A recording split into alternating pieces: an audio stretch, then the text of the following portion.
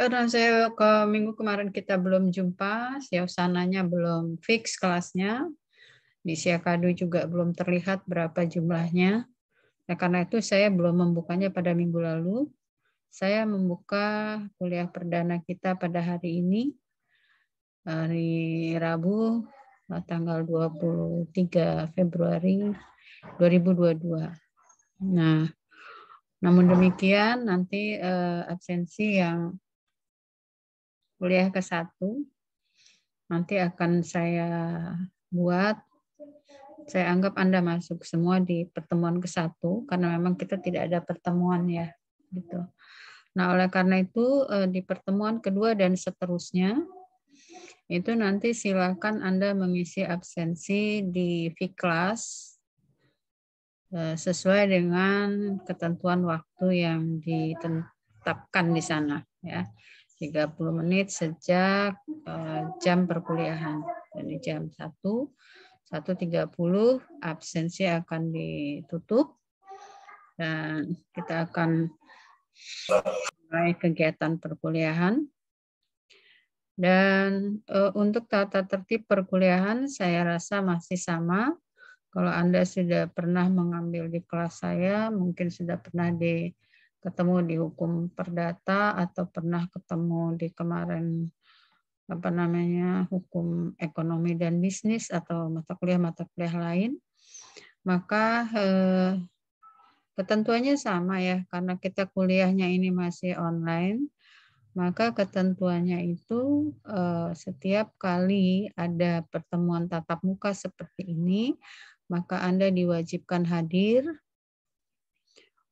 duduk dengan baik pada ruangan yang baik, dan tidak meninggalkan kelas sebelum kelas ditutup, ya.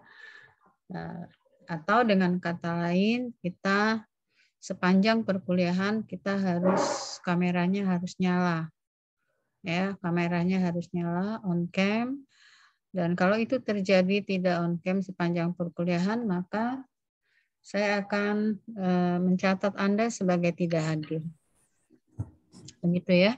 Jadi kurang lebih sama dengan kalau kita offline ya. Kalau kita offline juga kita akan mulai kuliah, masuk paling lambat 15 menit sebelum jam perkuliahan itu harus sudah berada di dalam ruangan kelas. Tidak boleh terlambat. Biasanya kalau untuk kelas saya, kalau yang terlambat saya tidak izinkan untuk masuk. Kemudian kalau sudah di dalam kelas itu tidak boleh keluar masuk. Nah, kalau di dalam kelas tidak boleh keluar masuk, maka karena online maka Anda tidak boleh juga mati hidup kameranya. Ya. Jadi silakan dinyalakan on cam dari kita awal pertemuan ini sampai nanti akhir perkuliahan. Ya. Nah, perkuliahan ini ialah perkuliahan kewirausahaan dengan bobot 3 SKS ya. Kalau 3 SKS berarti 2,5 jam itu waktunya yang dalam jadwal itu adalah pukul 13.00 sampai 15.30. Mantap ya. Sampai 3:30 kita akan kuliah. Namun demikian, karena kuliah ini adalah kuliah yang banyak berkaitan dengan masalah praktek, apalagi sekarang metode pembelajarannya ya untuk semua mata kuliah, metode pembelajarannya itu harus mengutamakan mahasiswanya yang aktif untuk memecahkan persoalan-persoalan yang ada di dalam masyarakat yang dihadapi yang terkait dengan mata kuliah yang sedang diambil. Oleh karena itu, nanti alokasi waktunya ialah sebagian akan kita gunakan untuk ceramah, sebagian nanti untuk kita gunakan untuk penyelesaian tugas-tugas. Gitu ya, penyelesaian tugas-tugas, kemudian diskusi, menyelesaikan masalah gitu ya yang diberikan dosennya, atau Anda sendiri nanti mengidentifikasi masalah-masalah yang terkait dengan kewirausahaan. Nah, itu nanti akan ada tugas-tugas yang diberikan kepada Anda. Jadi tidak harus full pukul 1 sampai pukul 15.30 itu dosennya ngoceh terus gitu ya. Tapi ada alokasi waktu kapan dosen harus menyampaikan materi dengan cara ceramah, juga kapan Anda harus menyelesaikan tugas yang itu juga dihitung sebagai jam perkuliahan. Seperti itu ya. Nah, itu adalah teknik pembelajarannya. Kemudian penilaian, ini saya menjelaskan kontrak secara umum ya, karena harusnya kontrak perkuliahan sudah saya sampaikan di minggu lalu. Anda bisa baca selengkapnya nanti di Fiklas kontrak perkuliahannya. Nah, mengenai penilaian itu nanti yang diambil ialah tugas itu 20% bobotnya. Jadi awas jangan lengah dengan tugas ya. Kalau ada tugas tolong dikerjakan dengan baik, jangan dianggap sepele. Ya. Karena itu bobotnya besar, 20%. Ada 3 tugas misalnya, Anda mengerjakan hanya 2, ya pembaginya tetap 3. Ya, saya tidak akan membagi 2, tapi pembaginya tetap 3, baru dikalikan 20%. Dan nanti ada kuis, ada UTS, kuisnya 10, UTS dan UASnya 30, kemudian keaktifan itu 10.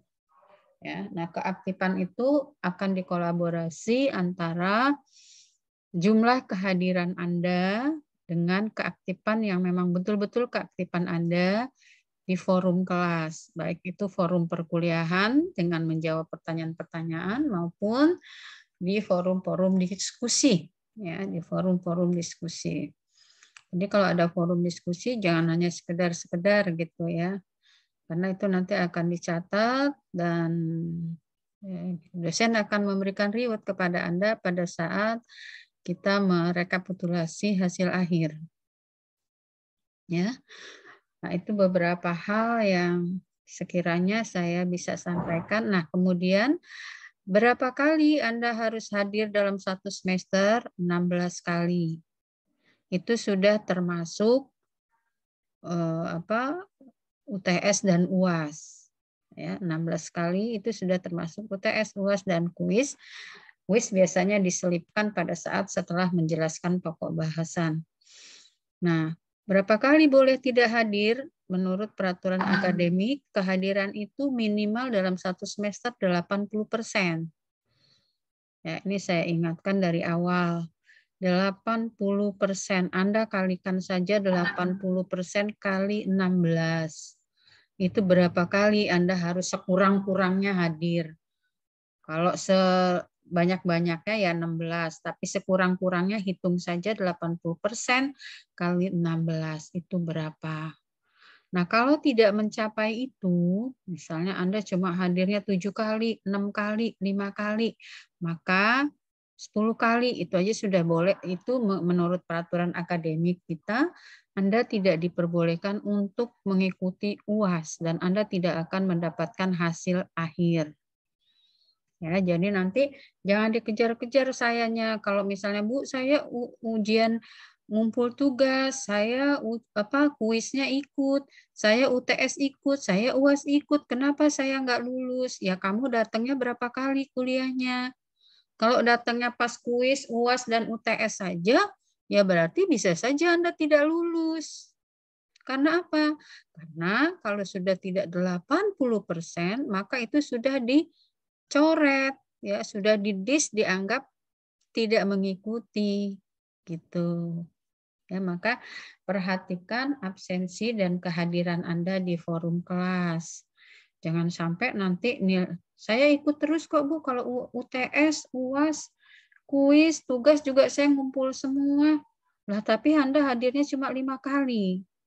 Anda hadirnya cuma 7 kali.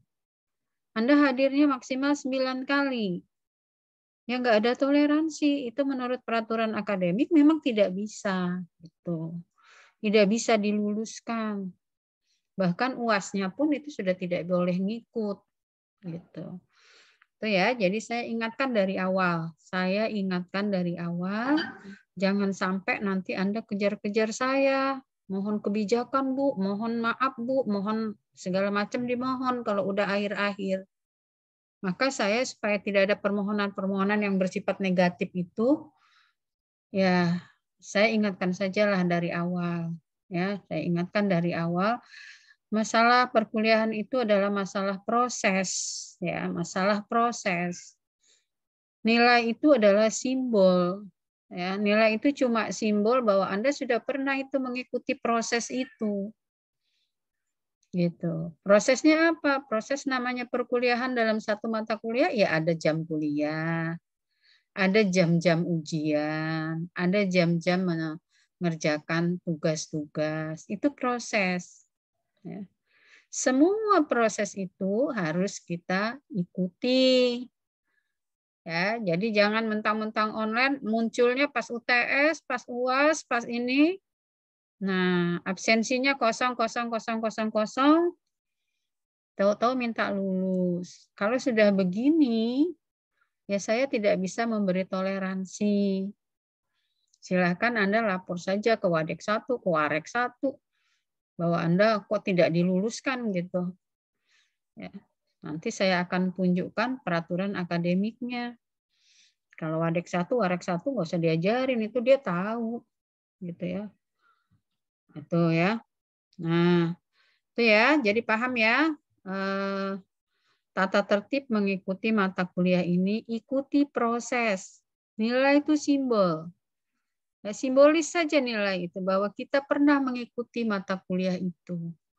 Adapun kalau hasilnya baik, ya karena Anda mengikuti prosesnya dengan baik.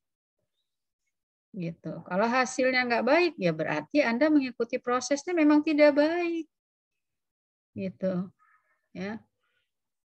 Sebetulnya bukan ukuran pinter atau nggak pinter sih kalau nilai itu. Nilai A juga tidak jaminan kok gitu. Nah, cuma itu pertanda bahwa Anda mengikuti proses dengan baik. Setidaknya kalau Anda mengikuti proses dengan baik, tidak ada kolom yang kosong. Kalau tidak ada kolom yang kosong, maka nilainya pun tidak akan berkurang gitu. Itu yang harus diingat, ya, harus diingat. Mulai belajar teliti. Jadi jangan asal-asalan. Kemudian saya belum melihat di kelas ini belum ada yang lapor siapa yang akan menjadi ketua kelas. Ya, ketua kelas itu penting untuk mata kuliah lain sudah pada menghubungi saya semua. Saya tunggu di kewirausahaan sampai siang ini kok belum ada yang menghubungi siapa ini yang mau jadi ketua kelas gitu ya. Jadi nanti grup kelasnya dibentuk seperti biasa, tapi saya tidak usah dimasukkan dalam grup karena kalau dosen dimasukkan dalam grup dosennya banyak banget nanti grupnya. Ya. Kemudian nanti penghubungnya ialah ketua kelas. Ya, penghubungnya ialah ketua kelas. Ya, jadi nanti Anda kompromi saja di grup setelah kuliah ini selesai, siapa yang akan Anda usung untuk menjadi ketua kelas, mewakili Anda semua untuk menghubungkan, untuk memperlancar perkuliahan kita. Ya, nanti Anda buat grupnya dulu, kemudian Anda pilih-pilih di dalam grup, Anda sepakati dulu, baru nanti yang bersedia, kemudian juga kawan-kawannya oke, maka itu boleh menghubungi saya sebagai ketua kelas. Ya. Nah itu tertibnya ya, tertibnya yang tidak boleh dilanggar. Jangan nanti udah terakhir-terakhir baru merengek-rengek, Bu saya ini, Bu saya itu, Bu begini, Bu begitu. Kalau saya sih gampang aja, yang penting saya sudah mengingatkan. Kalau saya sudah ingatkan, saya tidak salah lagi kalau saya ngambil kebijakan tegas. Ya, saya orangnya saklek. Kalau kata saya seperti itu, peraturannya seperti itu, bukan kata saya ya. Peraturannya seperti itu, ya itulah, mari kita sepakati. Jadi kita sama-sama jangan sampai melanggar aturan sebisa mungkin. Ya. Sebisa mungkin jangan melanggar aturan. Ya. Jadi terutama untuk kehadiran itu. Kemudian juga tugas-tugas. catat nanti tugasnya ada berapa kali, ada 4 kali, ada 5 kali, ya itu sejumlah itu harus dibuat semua. Nah ini peserta di kewirausahaan juga lumayan banyak ya. Kalau saya tidak salah jumlahnya, ini ada 43, jumlah kelas kita tuh kalau saya tidak salah 46. 50 orang, Bu. 50, udah naik Ya. lagi ya 50 ya. Tempo hari, kemarin kayaknya 46 ya, 50 ya. Oke, baiklah itu ya. Jadi jumlah kelas besar ini sebenarnya kalau 50 ya. 50 itu kelas besar. Oke, saya sudah mengingatkan, tapi saya lihat di layar masih ada juga ini yang tidak tampil on cam, tidak on cam ya. Berarti tidak mendengarkan suara saya. Ya. Kalau tidak mendengarkan suara saya mah gampang aja, tinggal saya catat aja namanya. Tidak, saya anggap tidak hadir gitu ya. Untuk apa saya marah-marah dari sini? Toh saya juga tidak berhadapan dengan Anda. Jadi saya catat saja namanya atau saya foto yang karena nanti kursor saya akan jalan terus. Yang tidak hadir ini ya udah gitu ya, ngapain aja gue mesti pusing-pusing ya, udah ngomong 1 kali, 2 kali, 3 kali, ngapain? Yang diomongin kan udah dewasa semua, bukan anak kecil lagi. Kalau anak TK iya, ayo sini nak masuk, ayo nak masuk. Lah kalau Anda itu mah emaknya anak TK, nggak usah lagi ngomong berkali-kali ya. Tantenya anak TK. Ngapain ngomong berkali-kali, capein mulut. Ya, saya foto saja, ini masih ada juga yang tidak hadir. Saya anggap tidak hadir ya. Nah, supaya Anda terlihat hadir, kepala Anda jangan masuk ke dalam. Ya, silakan ininya posisi laptop atau posisi HP-nya diperlihatkan semua wajah Anda. Ini saya rasa banyak wajah-wajah yang enggak asing lagi ya, bekas mahasiswa perdata saya, kemudian pernah di Ekbis, dan mudah-mudahan nggak bosan ketemu saya terus ya, pas dibagi kelas lagi ketemunya sama saya lagi gitu ya.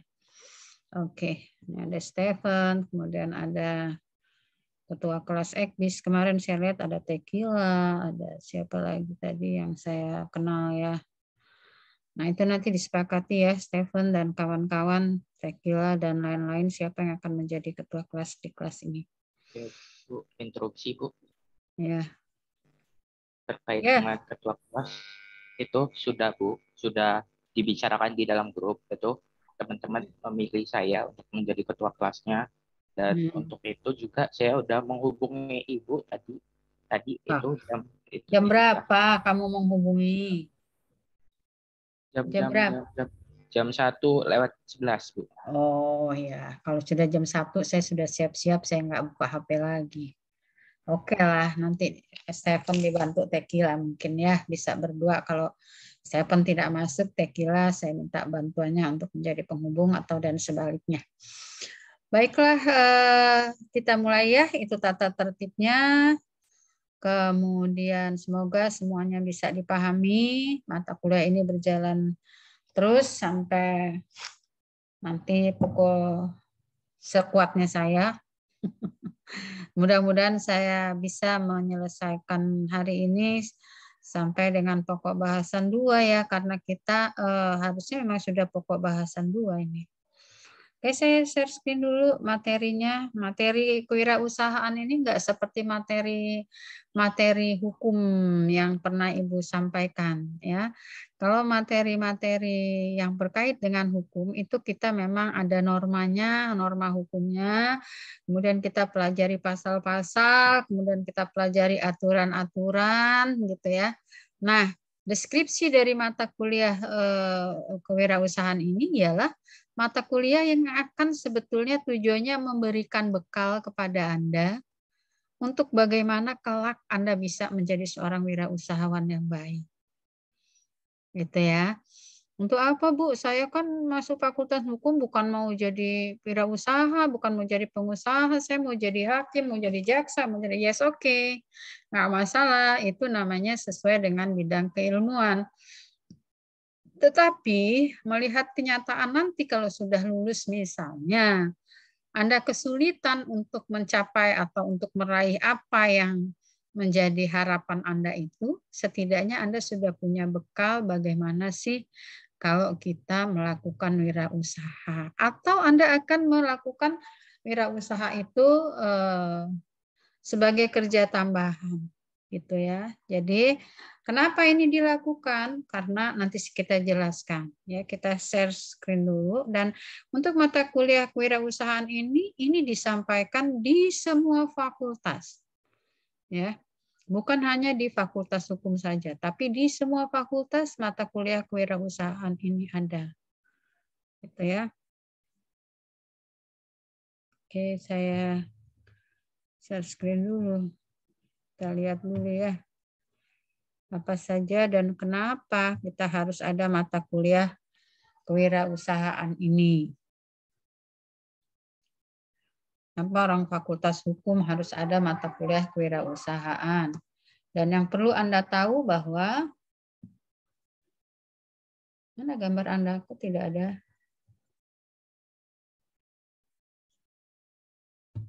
Oke.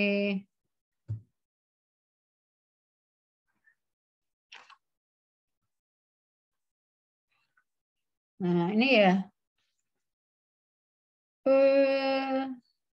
Sebetulnya ini adalah bekal untuk cadangan pemikiran.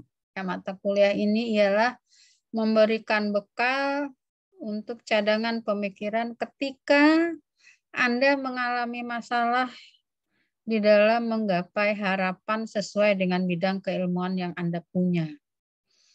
Ya, misalnya Anda sudah jadi sarjana hukum, inginnya sih jadi jaksa, inginnya sih jadi pengacara, inginnya sih jadi hakim misalnya. Nah, tapi kalau itu sulit karena persaingan semakin ketat, sedangkan masalah kebutuhan tidak mungkin dilepaskan, ya. Tidak mungkin dilepaskan ketika Anda belum dapat pekerjaan, ketika Anda belum bisa menjadi pengacara dengan baik. Pengacara itu kan juga harus magang ya. Nah, maka bisa Anda lakukan kegiatan-kegiatan menjadi atau berbisnis seperti itu. Ya.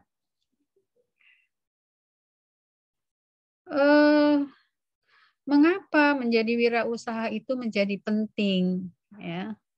Nah, ini kajiannya kajian secara Islami ya. Sebagian kajiannya secara Islami. Saya pikir nanti kalau yang non-Muslim mungkin bisa dari kacamata agamanya juga setidaknya sama ya. Bahwa Tuhan itu telah menyediakan bumi dengan segala isinya untuk kepentingan umat manusia. Tinggal kitanya saja diolah. Pinter-pinter aja kita. Apalagi Indonesia ini sebenarnya nggak kekurangan ya. Maka kalau kita sampai minyak aja tidur sampai berantem-berantem kayak gitu, itu nggak masuk akal. Itu pengelolaannya yang keliru. Ya. Sawit kita berlimpah, kelapa kita banyak. Tiba-tiba jelek kok, minyak aja nggak ada. Tanaman kita banyak, tiba-tiba jelek kok, kedelai nggak ada, tukang tempe jerit-jerit. Gitu ya. Kenapa? Karena itu menjadi merupakan pengelolaannya. Kalau menurut saya pengelolaannya dan kebijakannya. Ya, kenapa sampai terjadi seperti itu? Yang diurus malah hal-hal lain, hal-hal yang menyangkut hajat hidup orang banyak kok tidak diurus. Padahal Allah telah menyediakan bumi dengan segala isinya untuk dikelola.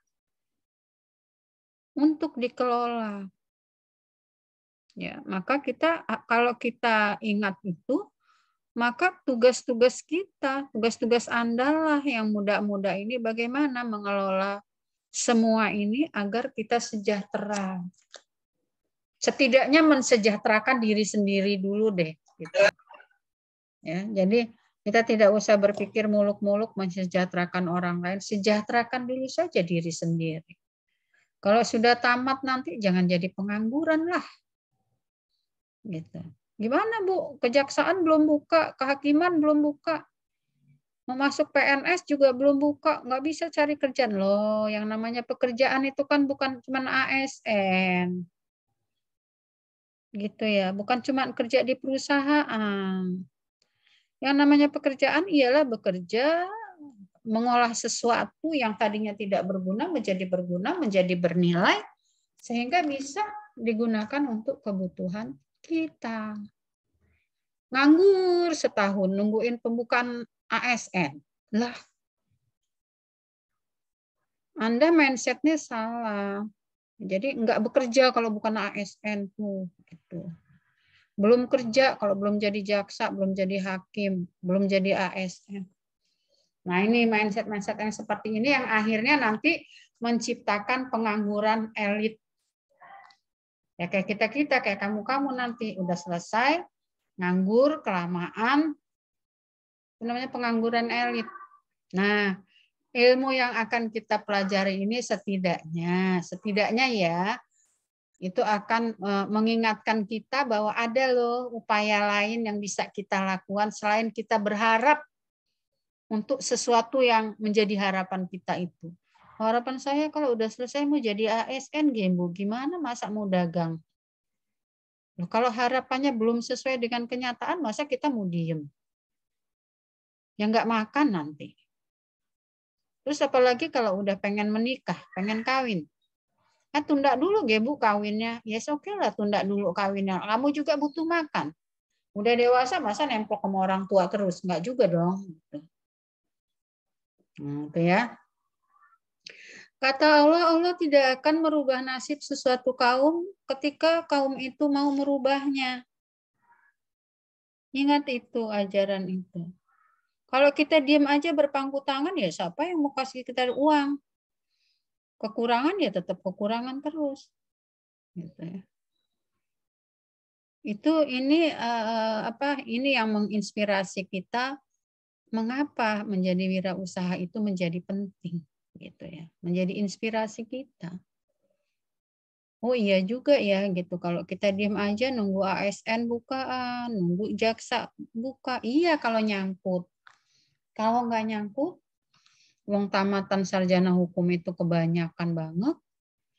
Walaupun saya bersyukur alhamdulillah sekarang alumni kita itu sudah banyak yang bisa keterima di sana sini. Tapi sebanyak-banyaknya kan tidak semua. Gitu. Tidak semuanya bisa tertampung. Gitu. Memang alhamdulillah belakangan ini tambah ke sini alumni Fakultas Hukum khususnya yang kita tahu karena kita sering bahas di grup dosen itu alhamdulillahnya udah banyak lah ya yang bisa diterima di lapangan pekerjaan yang sesuai dengan bidang ilmunya. Gitu ya.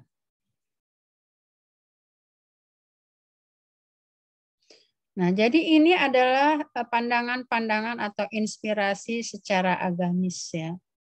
Bahwa kita tidak akan bisa berubah nasib kita kecuali kita merubahnya sendiri. Ya, kalau kita mau enak, kita mau senang, kita mau memang kalau ukuran senang itu uang aja Bu, enggak juga. Tapi kalau kita nggak bisa punya uang, nggak bisa mencukupi kehidupan kita, ya repot juga gitu. Walaupun kebahagiaan itu nggak bisa dinilai dengan uang, itu basa-basi kalau menurut saya. Yes, oke, kebahagiaan nggak bisa dinilai dengan uang, tapi kalau nggak punya uang, muyeng juga kita. Gitu kan. Nah, itu jangan sampai terjadi. Gitu. Ya. Apalagi di dalam ajaran Islam itu Rasulullah aja, Nabi Muhammad itu aja, itu orang pebisnis, seorang wirausaha. Jadi wirausaha itu sesuatu yang sangat-sangat bagus dan sangat-sangat dibolehkan. Bukan sesuatu yang memalukan. Sekecil apapun yang kita lakukan.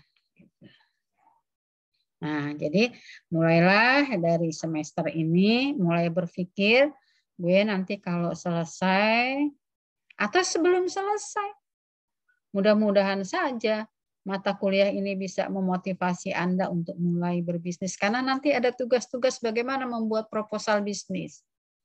Anda saya suruh ke lapangan cari peluang-peluang usaha yang mungkin dilakukan di lingkungan Anda di tengah pandemi saat ini.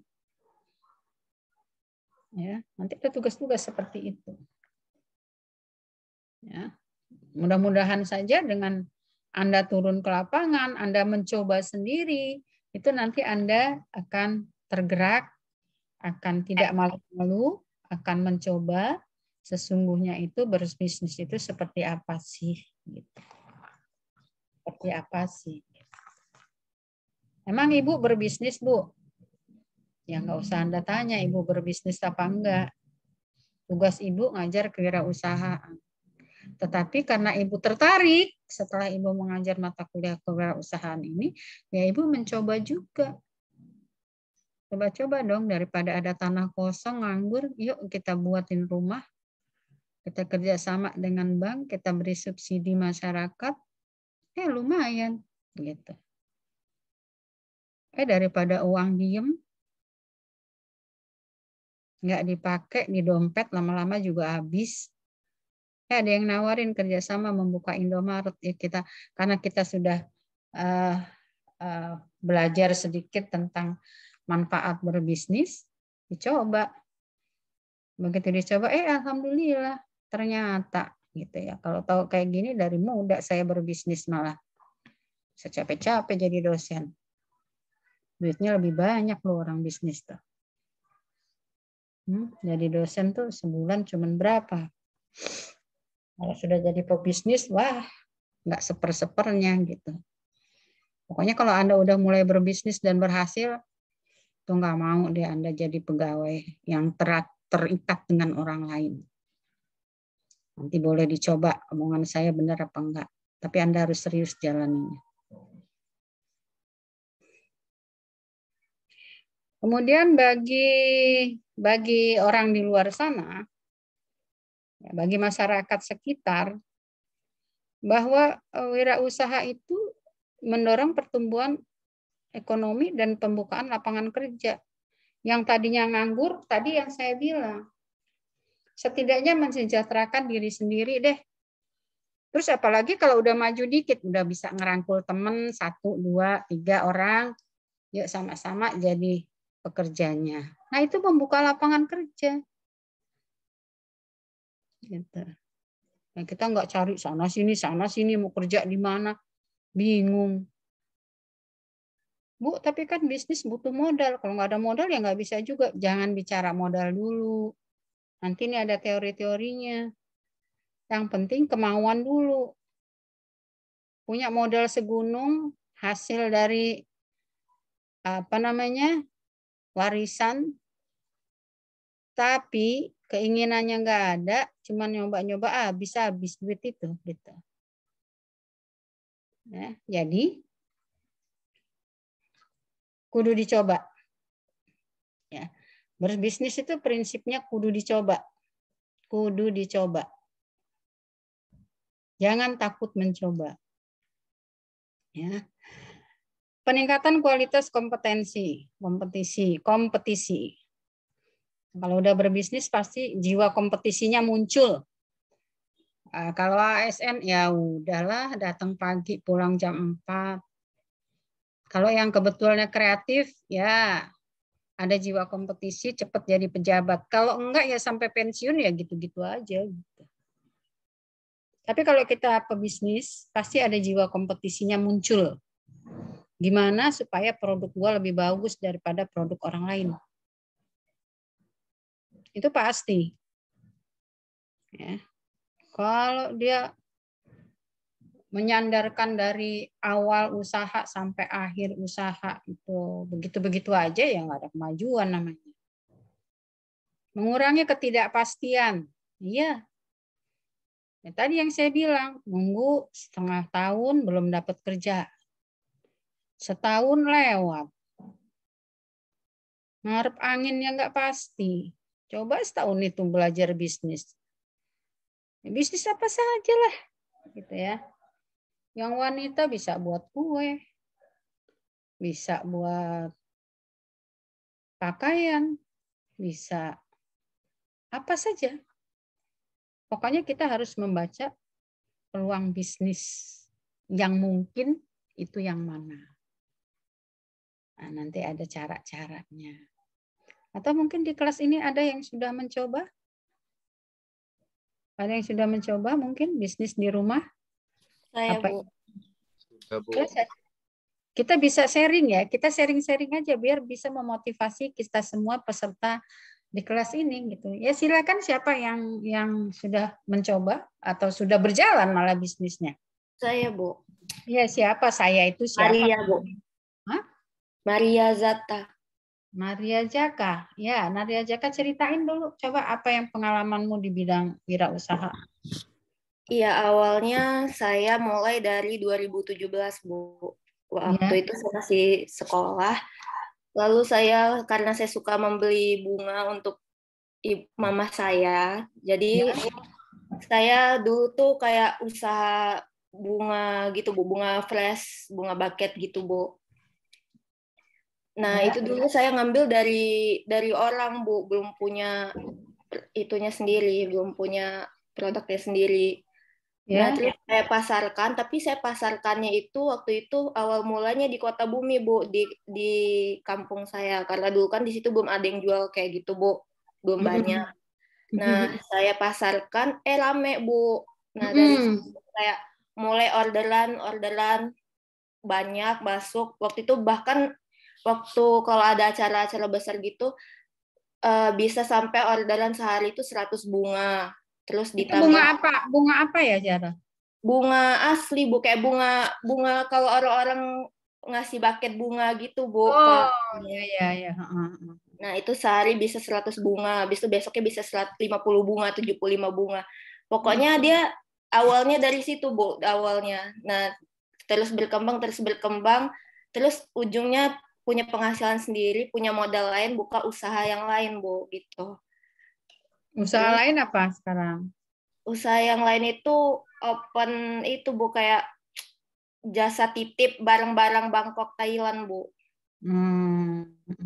Nah, dulu awal mula buka itu tuh saya langsung ke sana, ke Thailandnya langsung gitu, saya turun. Tapi semenjak pandemi saya ngirimnya lewat kargo gitu, Bu. Barang apa aja itu?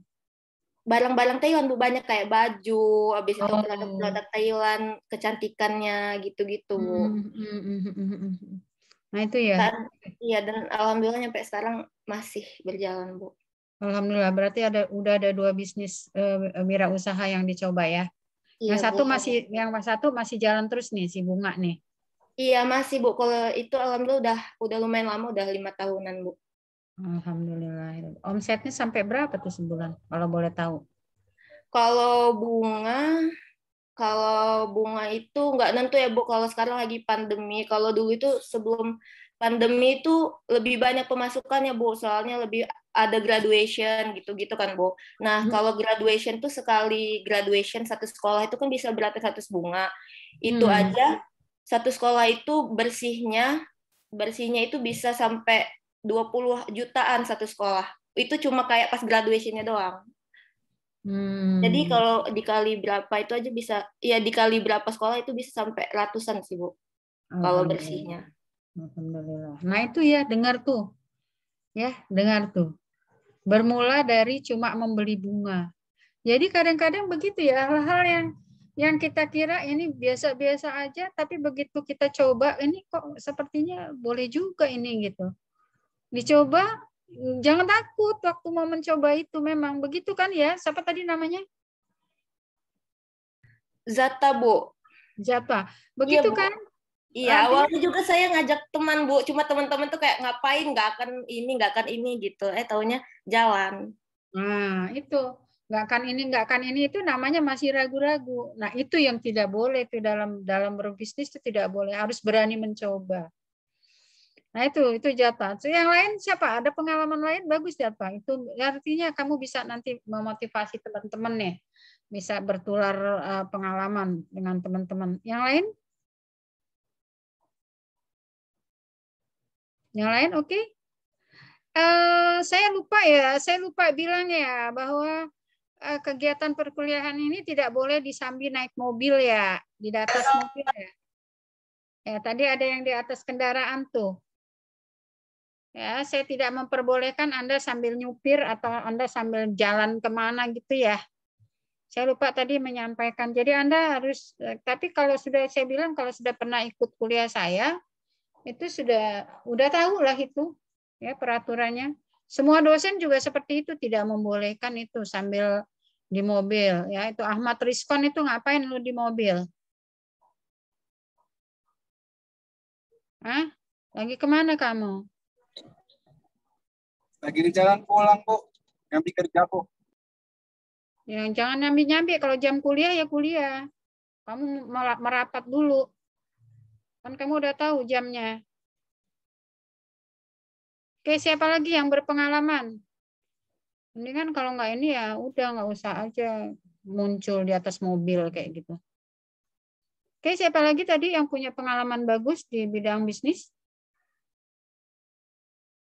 Tadi kayaknya ada beberapa yang mau cerita ya. Ada lagi yang lain? Seperti pengalaman kawannya yang barusan.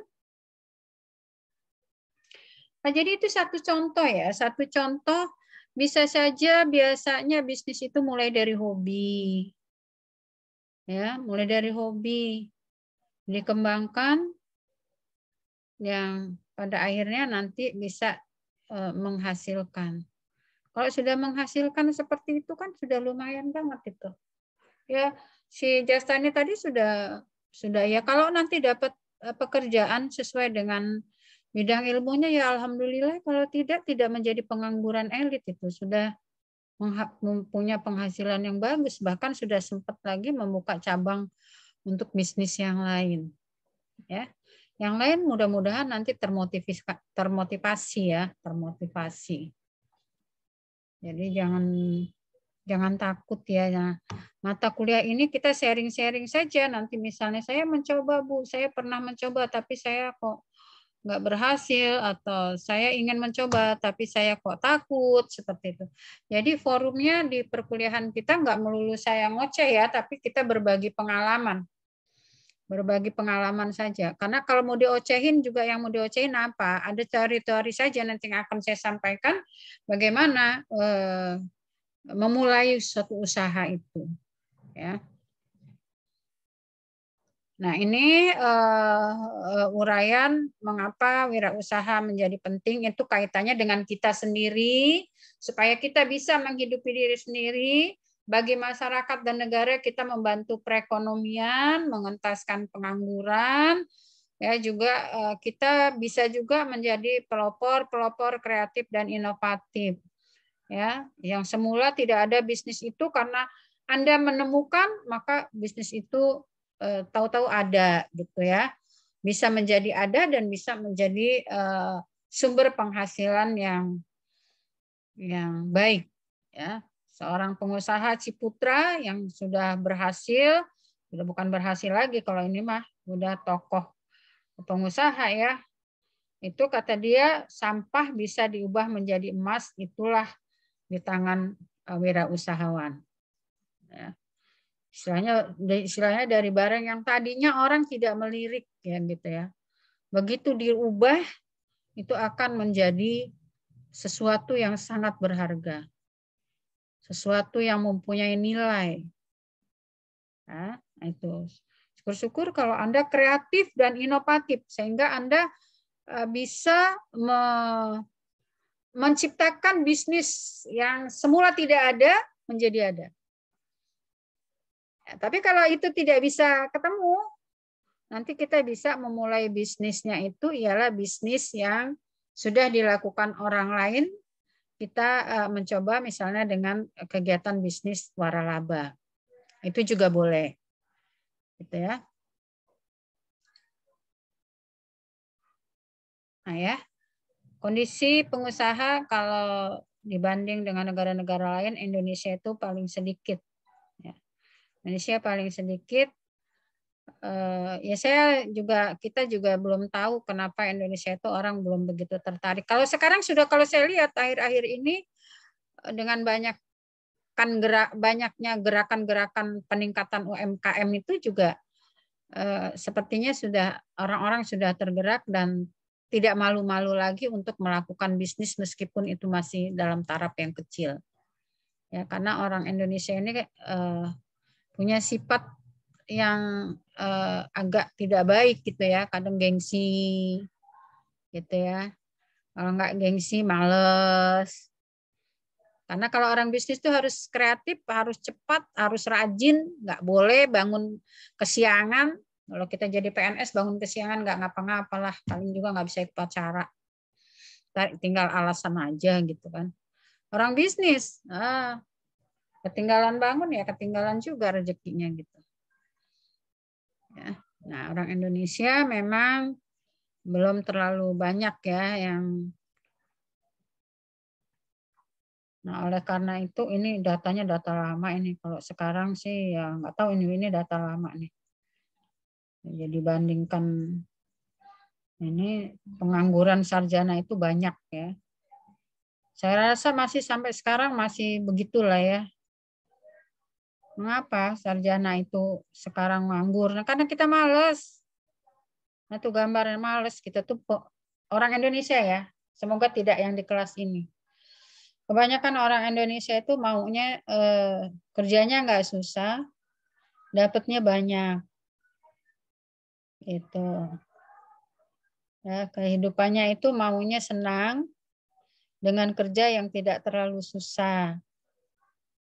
Ya, jadi prinsip hidupnya itu seperti itu. Ya, bukan nggak mau hidup senang mau banget gitu ya. Cuma etos kerjanya yang kurang gitu. Ya ala kadar aja lah gitu. Ya. Bisa jadi karena memang akhirnya hal-hal itu disebabkan juga karena memang kebodohan. Ini sih teori ya. Atau mungkin ketidaktahuan, nggak ngerti bahwa bisnis itu enak loh orang bisnis tuh. Gitu. Kalau sudah jalan, udah dapat, udah bergulir, berjalan, itu menghasilkan sesuatu yang di luar dugaan. Cuman memang ya kalau orang bisnis itu nggak bisa hari ini mulai besok dapat untung banyak. Ya nggak gitu juga gitu ya. Memang memerlukan perjuangan, memerlukan perjalanan yang panjang untuk sampai kepada titik sukses yang diharapkan. Ya. Nah, ini dia. Ketidakjujuran juga menjadikan orang Indonesia itu kalau bisnis nggak berhasil gitu ya. Tidak jujur itu kalau orang Indonesia itu udah dimulai dari kecil juga udah nggak jujur. Tambah lagi, tambah gede ada bohong-bohong dikit. Padahal kalau orang bisnis harus jujur. Baru dia bisa sukses. Nah, kita kan enggak. Kita ujian aja, ini gambarnya nih. Jangan ngepek ya, jangan tidak boleh bekerja sama. Ini ya, dosennya madep ke sini, Anda mulai kusuk-kusuk. Udah enggak jujur lagi. Apalagi sekarang, model online gini. Susah dicari kejujuran, kerjanya di rumah udah oper-operan jawaban lewat HP. Itu dosen tahu apa enggak tahu dosennya. Cuman karena sistemnya lagi berjalan seperti ini, ya mau dibilang gimana lagi gitu. Maka kalau saya tolok ukurnya ialah 1 aktif kuliahnya, 2 aktif saat pembelajaran, itu akan saya lihat betul. Kalau ujian kertas, orang ujiannya dari rumah, saya juga nggak tahu siapa yang kasih jawaban, siapa yang membuatkan jawaban, saya juga nggak tahu. Gitu. Nafsu ingin cepat kaya. Aduh, nah ini dia. Ini sifat yang paling buruk ya. Pengen buru-buru kaya aja hari ini buka toko, besok pengen kaya. Jadi udah untungnya maunya banyak. Ya kalau untung banyak, pembelinya 1 dibanding untung dikit tapi pembelinya 100, Ya mendingan pembelinya 100 walaupun untungnya sedikit, Rp1 tapi kali 100 jadi Rp100.000. Untungnya Rp10.000 tapi yang datang 1, ya cuma 1 sama 10.000. Nah itu ya, jadi jangan nafsu, jangan pengen cepet kayaknya buru-buru gitu ya. Oke. Maka marilah kita belajar terus.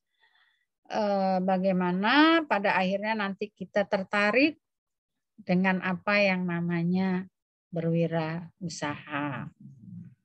Ya. Memang itu akan dilatar belakangi oleh pendidikan. Ya, inspirasi usaha itu tergantung dari pendidikan nih. Kayak kamu nih sekarang udah kuliah di Fakultas Hukum, tapi nggak taunya ketemu dengan mata kuliah kewirausahaan. Jadi tahu gitu ya. Setidaknya jadi tahu ada peluang kerja yang tidak tergantung dengan orang lain. Sehingga Anda akan berpikir, oh iya juga ya, gitu. Nah, jadi akan terinspirasi juga dari pendidikan yang ditempuh. Apalagi kalau Anda memang anak-anak di Fakultas Ekonomi misalnya. Itu akan sangat kental juga. Anak saya itu ada yang nomor 3 itu alumni Ekonomi UI. Suaminya juga seperti itu. Suaminya malah sudah meneruskan di Inggris. Nah, itu nggak mau suruh jadi pegawai negeri, no. ASN tidak. Emang hebatnya ASN itu apa, Tomah? Gajinya berapa? Gitu. Nggak mau. Mereka bekerja di swasta sambil berbisnis. Coba Mama hitung duitnya, penghasilan ASN dengan penghasilan kami. Duitnya kalau mau hitung-hitungan duit. Gitu. Nah, kadang-kadang orang tua juga ikut menjadi pengaruh sih. Memang mindset orang tua, anaknya nggak dianggap kerja kalau nggak ASN. Ya. Oleh karena itu, latar belakang pendidikan itu juga menjadi pemicu inspirasi bagi Anda untuk membuka usaha. Kalau yang udah tahu, pendidikannya dapet, kayaknya nggak usah diajarin, pasti jiwanya terus ke sana. Gitu ya. Kerjanya di swasta, buka bisnis, alhamdulillah dia jalan gitu ya. Dicoba membuka cucian mobil. Kalau saya pikir tadinya ngapain gitu ya. Nah, terus ada lagi anak saya nomor 2, yang tadi nomor 3. Itu psikolog. Mencoba dengan hobinya dia membuat kue. Psikolog, buka praktek, terus jadi dosen psikolog, terus dia punya hobi bikin kue. Coba-coba dia dipasarkan ke teman-temannya. Laku. Setelah laku, ketagihan tuh karena laku. Nah, sekarang memasarkannya nggak usah pakai iklan kalau sekarang. Pakai WhatsApp Story aja. Semua orang bisa baca. Nah, tapi karena dia dosen, terus buka praktik psikolog, jadi orderannya dibatasin hari ini. Karena memang belum besar gitu ya, belum punya karyawan.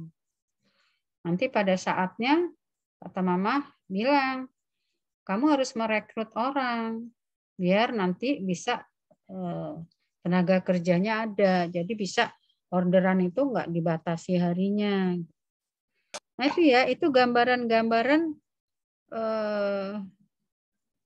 artinya nggak terpaut ya si sang psikolog dagang kue, yang ekonom buka cucian mobil, terus buka laundry, buka apa lagi tuh, macem-macem lah. Itu ya. Nggak ada yang ASN anak saya kecuali yang nomor 1. Yang nomor 1 ada dokter, spesialis anak, itu sudah jadi dosen di Unila, di Fakultas Kedokteran. Dan nampaknya dia yang tidak sempat untuk berpikir wirausaha karena namanya dokter ya. Pagi-pagi pulang sore, belum lagi ngajar, belum lagi mengawasi anak-anak koas di rumah sakit umum dan lain-lain. Kalau yang dua saya udah lihat jiwa bisnisnya ada, mencoba untuk wirausaha. Ya, jadi pengalaman adalah guru yang paling baik. Dicoba supaya pengalaman dicoba. Kalau nggak dicoba nggak ada pengalaman. Aduh takut Bu. Ngapain sih kayak temennya sih itu tadi. Ngapain lah ntar juga nggak ini gitu. Nggak, belum dicoba loh. Kalau udah dicoba bisnis dapat duit, nah keenakan nanti nggak mau udah bisnis labas terus gitu ya. Atau memang hobi. Lain lagi ya, kalau memang hobi beda lagi nih. Yang susah ini tidak hobi, tapi diarahkan untuk ke sana. Nah ini harus ada yang memotivasi dan harus cari inspirasi. Bagaimana supaya saya tertarik untuk melakukan usaha.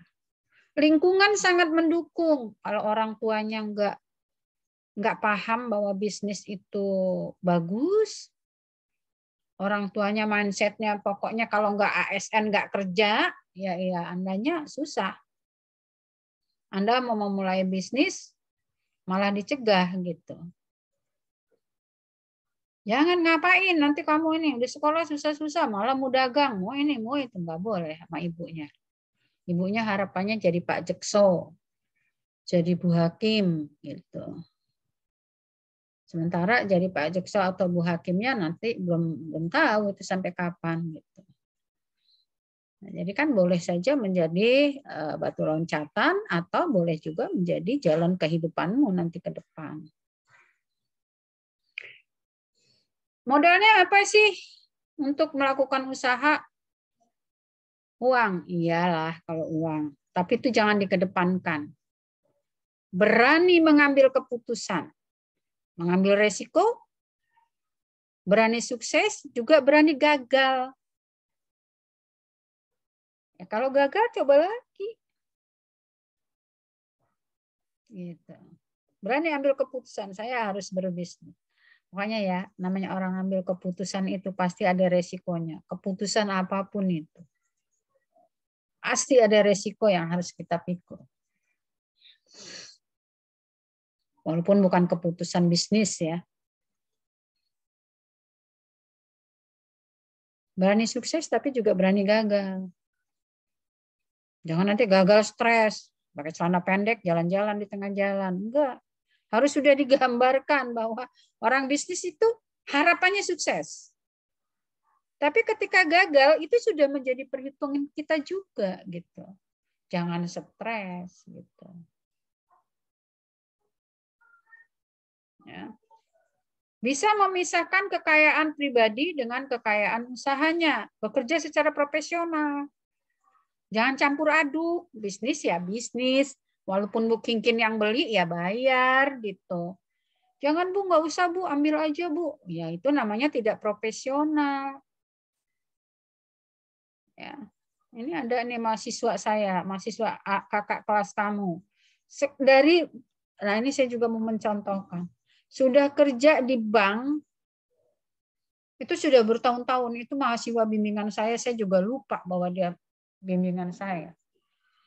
Berhenti dari kerja di bank, mencoba untuk wirausaha kecil-kecilan.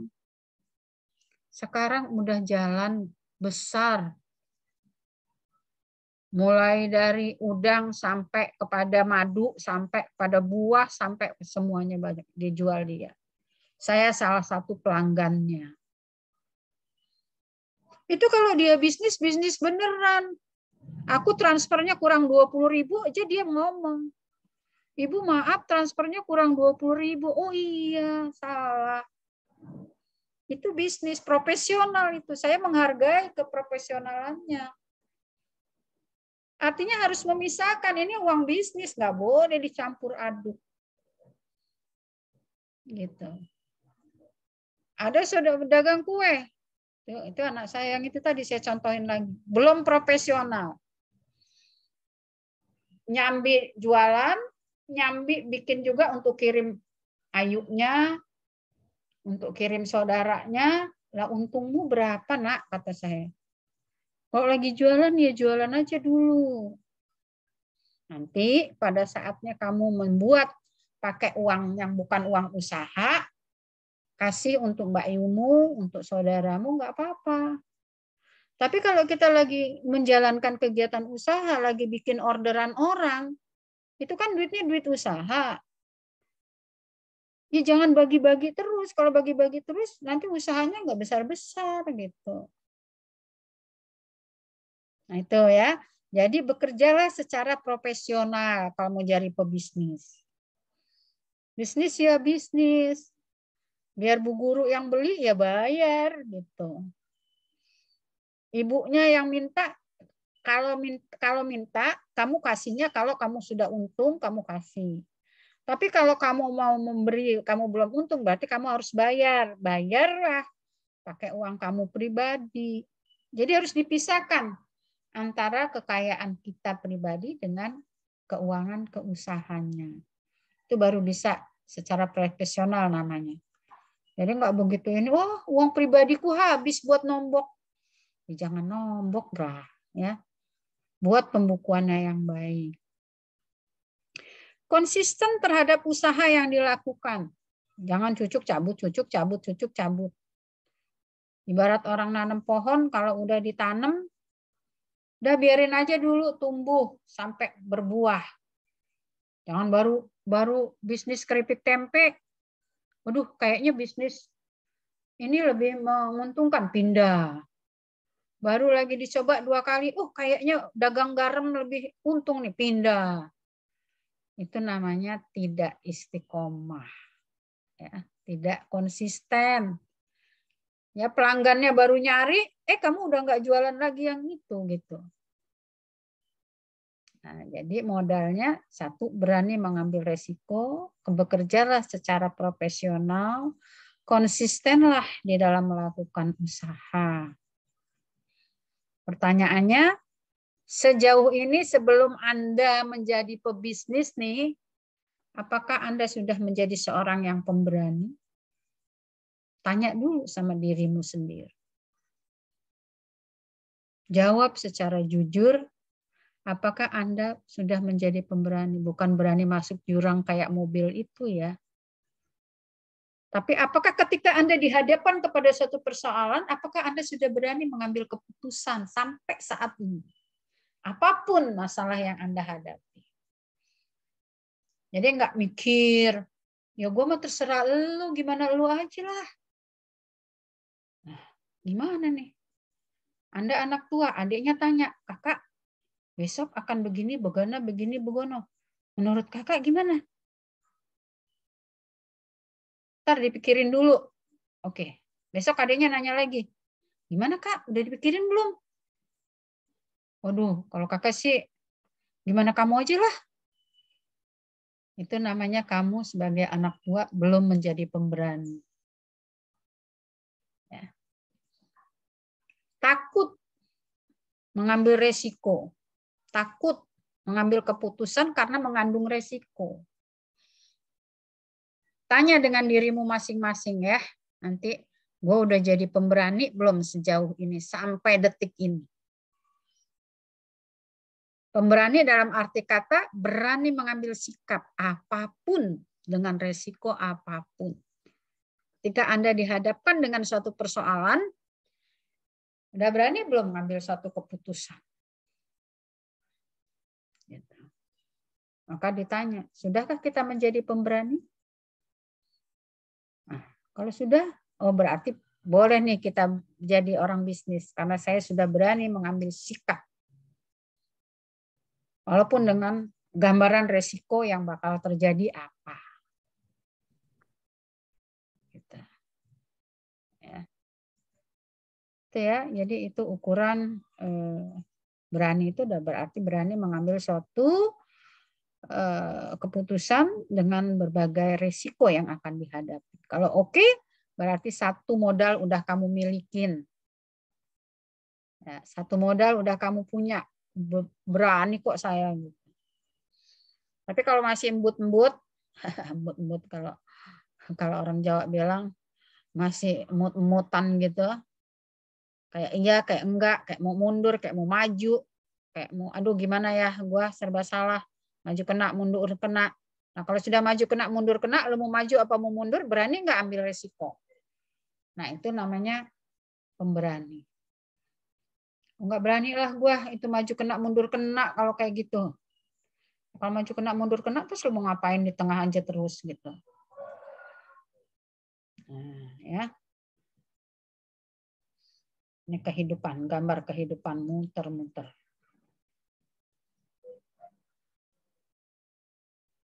Ini ajaran-ajaran ya.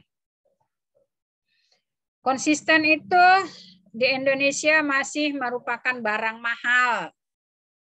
Kebanyakan Indonesia itu ikut alur. Katanya kemana saja air mengalir, kita ikutin. Nah, kita ikutin saja kemana air mengalir. Begitu udah punya kesimpulan A, ada gonjang-ganjing, oke lah kalau gitu kita ikuti saja kemana air mengalir. Konsistensi itu masih menjadi barang mahal di Indonesia. Pagi ngomong lain, sore beda. Sore ngomong lain, pagi beda. Tidak konsisten. Ini yang bikin orang Indonesia ini embut-embutan gitu. Nggak konsisten, ngomongnya beda-beda. Jangankan masyarakatnya. Orang-orang pentingnya aja ngomongnya udah nggak konsisten.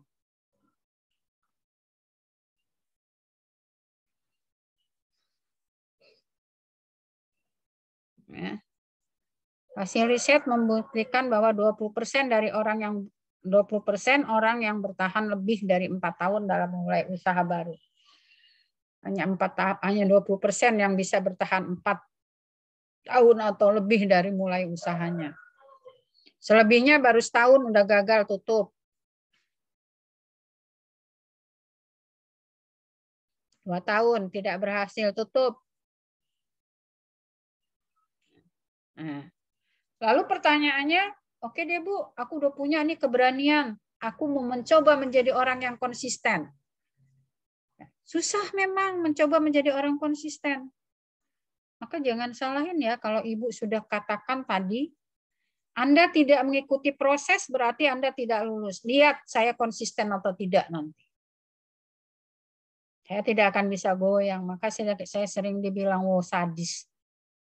Orang konsisten dibilang sadis. Itu Indonesia. Konsisten dengan keputusan, konsisten dengan ketentuannya, dibilang sadis. Maunya nanti kalau ini ada yang ngerengek gini, ngerongok gono. Oh ya udah. Kalau saya tidak seperti itu. Mencoba untuk konsisten, bukan sadis gitu ya. Konsisten saja. Ada bimbingan. Pembimbing nih. Saya bimbing dengan 2 dosen pembimbing 2. Saya pembimbing 1 dengan pembimbing 2. Dia bilang sama saya, katanya dari pembimbing 2-nya sudah, Bu.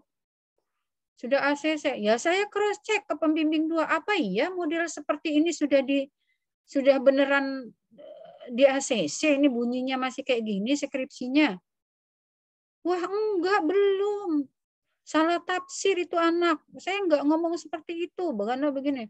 Sudah kalau seperti itu, sekarang berkasnya dipegang saja dulu, berarti mulai bimbingannya dibalik. Pembimbing 2 dulu, baru ke saya pembimbing 1.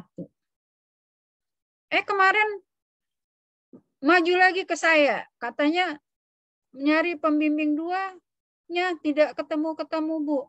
Mohon kebijakan, Bu, saya ke Ibu dulu. Tidak bisa. Saya sudah katakan Anda bimbingan dulu dengan pembimbing 2. Saya konsisten dengan omongan saya. Silakan Anda cari pembimbing 2 itu, wong ada kok. Anda jangan mengadu dosen sama dosen, kata saya. Itu ya, itu contoh konsistensi omongan. Itu contoh konsisten omongan aja.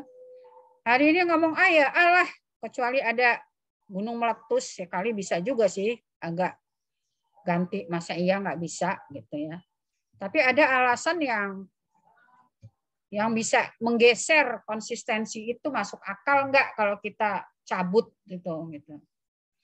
Kalau enggak cuman alasan ini itu kita nggak konsisten. Kalau dosen aja sudah nggak konsisten dimainin sama mahasiswa itu sudah saya tahu itu. Ya, ngomong kayak gini nanti dia ngomong kayak gini. Akhir-akhir ujung dia ngomong, ya Bu mohon maaf, mohon kebijakannya. Nah ini yang kamu tunggu. Ujungnya kamu udah bersilat lidah panjang bener, minta kebijakan. Ya, jadi konsisten itu masih barang mahal di Indonesia. Perhatiin aja.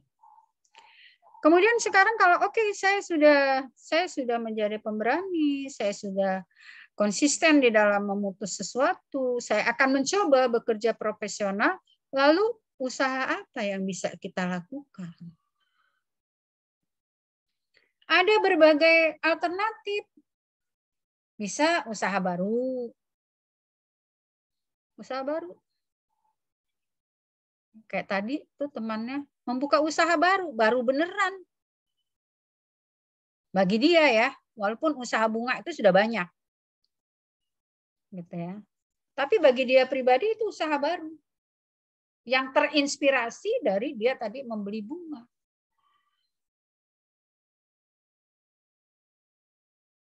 Mungkin nanti ada yang usaha baru itu dimulai atau muncul karena hobi. Hobi rakit motor. Nah, ini juga nih. Saya contohin lagi. Saya contohnya nggak bisa jauh-jauh. Masih anak-anak saya juga ya. Mantu saya itu juga ada. Yang nomor 2 tadi yang suaminya psikolog.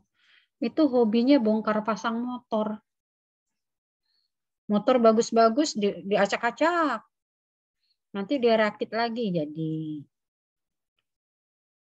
Terus dia beli Vespa jadul itu, dia acak-acak, dirakit bagus. Lama-lama dari hobi yang seperti itu, sekarang dia kalau dia cari Vespa bodol, Vespa jadul, dia acak-acak, dia buka semua. Terus nanti dia rakit. Jadi itu motor dijual laku. Kadang dia lagi belum dapat motor jadulnya, sudah ada yang minta untuk beli. Itu mulai dari hobi. Jadi istrinya hobi bikin kue, dagang kue. Suaminya hobi acak-acak motor, jual jadi dagang motor bekas. Lumayan gitu ya. Menopang kehidupan keluarga. Dan itu bukan sesuatu yang memalukan.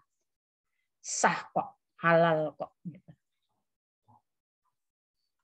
Daripada jadi pegawai negeri tapi korupsi. Ya. Itu satu ya, membuka usaha baru, apapun bidangnya. Ya silakan saja, kalau Anda mampu, bisa Anda membuka usaha baru. Atau membeli usaha yang udah ada nih, orang udah buka usaha, udah punya tokonya, udah punya surat izinnya, udah macam-macamnya sudah jalan, tapi belum setahun tadi gagal, mundur, tidak maju. Boleh, kalau ini dijual, Anda boleh membeli perusahaan itu. Namanya membeli yang sudah ada. Anda punya modal, beli. Bangkitkan lagi perusahaan itu. Usaha itu dibangkitkan lagi oleh Anda dengan manajemen baru tentunya. Ya, bisa dengan membeli usaha. Makanya kita sering kan makan di rumah makan dulu kayak gini, begitu datang berapa bulan kemudian, loh kok udah ganti ya, udah beda ya, udah ini ya, baik manajemennya maupun jenis-jenis makanannya misalnya di toko yang sama misalnya. Ini kok udah hampir habis. Nah, itu namanya membeli yang sudah ada. Ya kadang-kadang siapa tahu yang berbisnis itu udah diterima jadi pegawai di mana lalu bisnisnya mau diselesaikan dengan dijual, itu bisa dibeli oleh kita.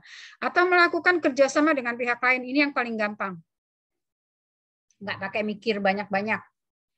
Misalnya dengan franchise. Ya, franchise ini banyak sekali. Sekarang yang domestik aja banyak banget. Ya, mulai bisnis-bisnis kecil-kecil yang pakai gerobokan apa segala macam itulah sampai enggak hitung-hitung lagi jumlahnya. Atau franchise yang dari luar kayak KFC, McD, atau bisnis franchise toko kayak Indomaret. Itu Anda nggak pakai mikir banyak-banyak tuh. Anda nggak perlu memikirkan gimana bidang usaha ini modalnya berapa, bagaimana manajemennya, bagaimana memajukan usaha. Itu Anda nggak perlu menguras pemikiran banyak. Anda cukup dengan membeli atau memberi lisensi dengan bekerja sama melalui franchise.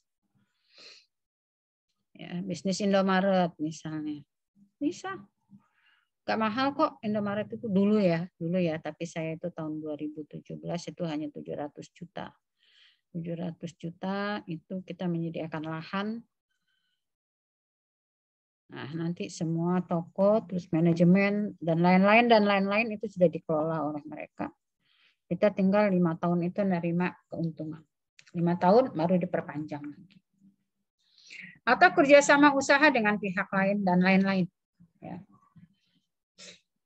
Jadi banyak caranya, bisa baru aja lah, nggak tergantung sama orang lain. Ya iya, oke, kalau Anda kreatif boleh. Ya. Atau ini ada temen nih, ini mau dijual perusahaannya karena dia mau apalah alasannya. Ya kalau Anda punya uang beli aja, rubah manajemennya. Atau dengan cara-cara franchise.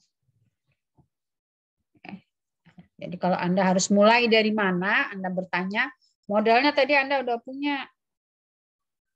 Modal berani, modal konsisten, modal profesional, tinggal modal uangnya nomor belakangan. Ya. Nah, ini beberapa kelebihan dan kelemahan pengembangan usaha tadi. Kalau usaha baru itu kelebihannya gagasan murni dari Anda sendiri, bebas, Anda tidak tergantung oleh orang lain, dan lebih fleksibel. Ya, suka-suka kita manajemennya. Ya. Kalau yang dapat beli, kemungkinannya bisa sukses, lokasi sudah cocok, kita beli misalnya apa tuh toko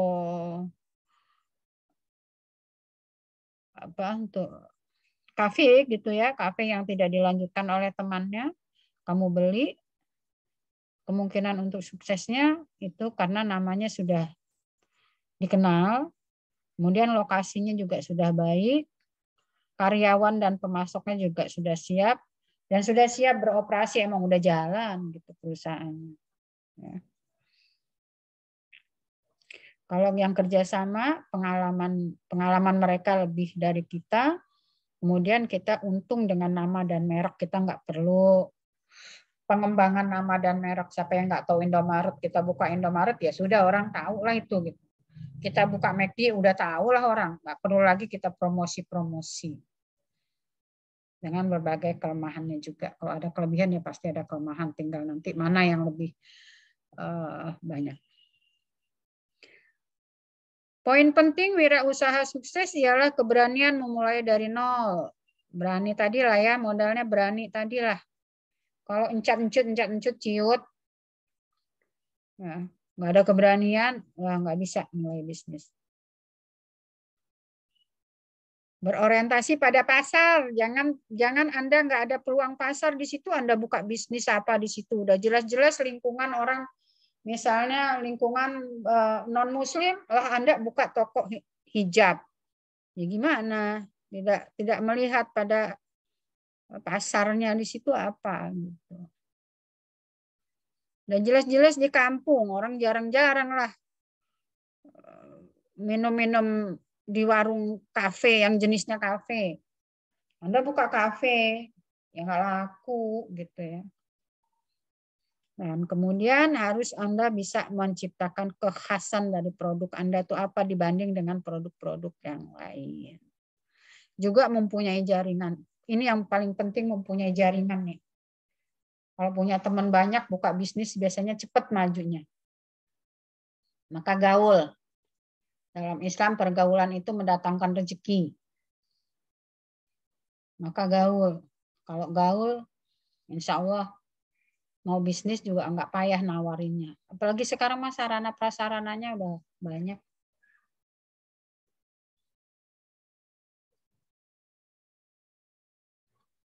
Sekarang kita lihat wirausaha itu apa? Usaha adalah kegiatan ekonomi yang menerapkan prinsip-prinsip ekonomi untuk memperoleh keuntungan sebesar-besar. Itu usaha. Ya. Semua kegiatan ekonomi itu disebut kegiatan usaha apabila dia menerapkan prinsip ekonomi. Dengan modal kecil untung gede. Itu prinsip ekonominya seperti itu. Jangan kayak orang kerja sosial, bikin catering, ya udahlah untung dikit-dikit aja lah. Untung dikit Anda bayar karyawan gimana? Ya, kualitas perlu dijaga, tapi untung juga perlu dihitung gitu. Beda lagi kalau Anda pekerja sosial, ya beda ya. Usahawan adalah orang yang melakukan usaha, pemilik perusahaan dan pengelola perusahaan. Itu usahawan. Anda punya perusahaan. Kalau Anda cuma melakukan kegiatan ekonomi tapi cuma dagang, nggak punya perusahaan, namanya Anda pedagang. Bukan pengusaha, hahaha. Ya. Kalau mau disebut sebagai pengusaha atau usahawan, Anda harus punya perusahaan. Anda harus punya perusahaan. Nah, oleh karena itu wirausaha adalah kegiatan ekonomi yang dilaksanakan secara mandiri, nggak tergantung oleh orang lain. Ya. Kalau Anda kerja di perusahaan orang, namanya Anda pekerja. Buruhnya, pekerjanya. Jadi kalau mau disebut pekerjaan apa? Wirausaha. Oh, berarti Anda bekerja secara mandiri, nggak kerja sama orang lain. Dengan menerapkan prinsip-prinsip ekonomi yang dilakukan secara profesional tadi oleh seorang wirausahawan. Bisa. Asal yang penting itu mindset kita dirubah dulu. Bahwa bekerja yang namanya bekerja itu tidak melulu harus bekerja dengan orang lain. Apakah itu perusahaan swasta, ataukah ASN, atau BUMN, atau apa. Mindsetnya harus dirubah dulu sih memang. Kalau Anda sejauh Anda mau menganggap bahwa belum kerja, kalau nggak kerja di sebuah lembaga, ya itu namanya repot ya.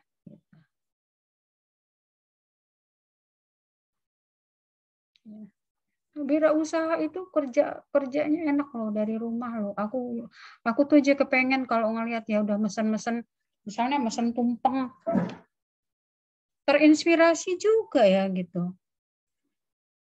Ternyata kalau saya lihat tuh di statusnya itu kalau pagi itu pesenannya banyak bener tuh.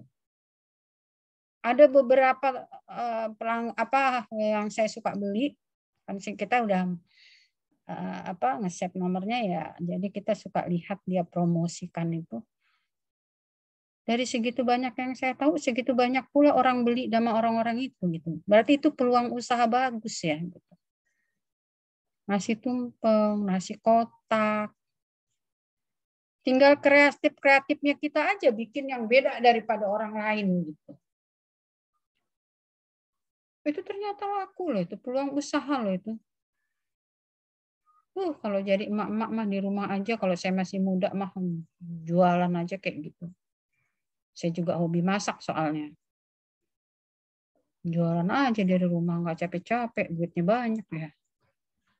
Seneng laginya. Kalau hobi seneng ya, kalau hobi seneng. Gitu. Jadi yang hobi buat kue, yang hobi buat makanan, yang hobi jahit-menjahit, mulailah berpikir hobi itu dikembangkan jadi sebuah bisnis. Hobi jahit, coba bikin jilbab. Ayo coba bikin apa gitu. Laku-laku dijual, percayalah sama saya. Asal bikinlah ciri khas yang lain daripada yang lain. Gitu. Ada ciri khasnya.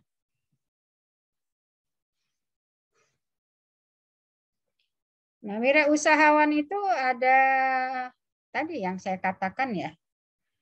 Perwira itu berarti orang yang gagah. Jadi wira itu orang yang berani.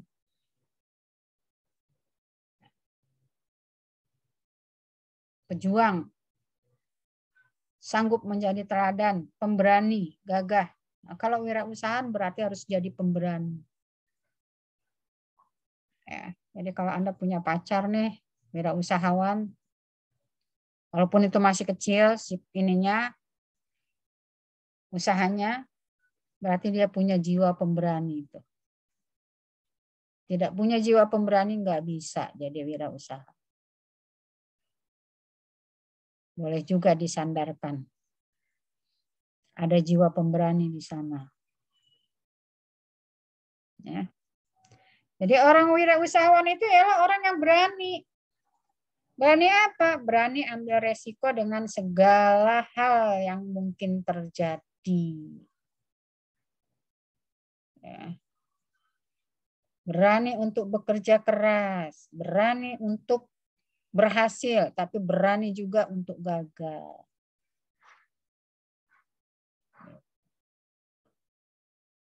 Tes aja diri Anda masing-masing. Apakah Anda mungkin jadi seorang wirausaha?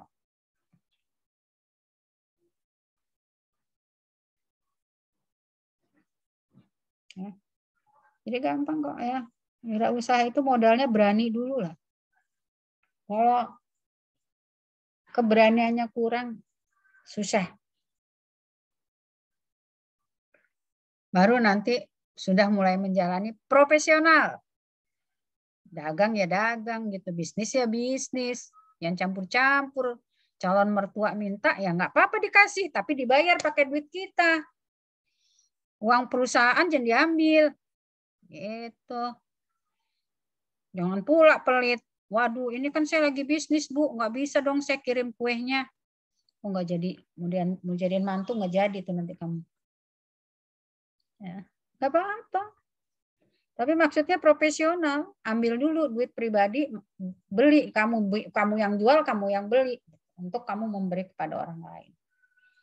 Itu profesional. Oke, sampai sini ada pertanyaan? Bu, izin Bu. Ya. Terkait dengan tadi yang disampaikan. Putus-putusan. Apa-apa? Coba dibagusin dulu mic-nya. Cek. Tes. Cek. Sudah jelas ya Bu? Ya. Ya, terkait dengan hal yang tadi Ibu bahas kan terkait dengan kewirausahaan ini, yang berarti pada inti pokoknya itu kan ini, seseorang individu yang mencari suatu penghasilan untuk kebutuhan dirinya masing-masing kan Bu.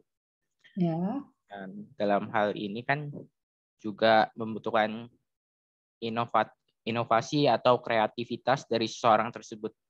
Ya. Dalam hal ini untuk saya ambil contoh misalnya ini ya, di daerah kayak terpencil gitulah Bu, bukan di daerah perkotaan atau yang lebih tingkatnya standar lah.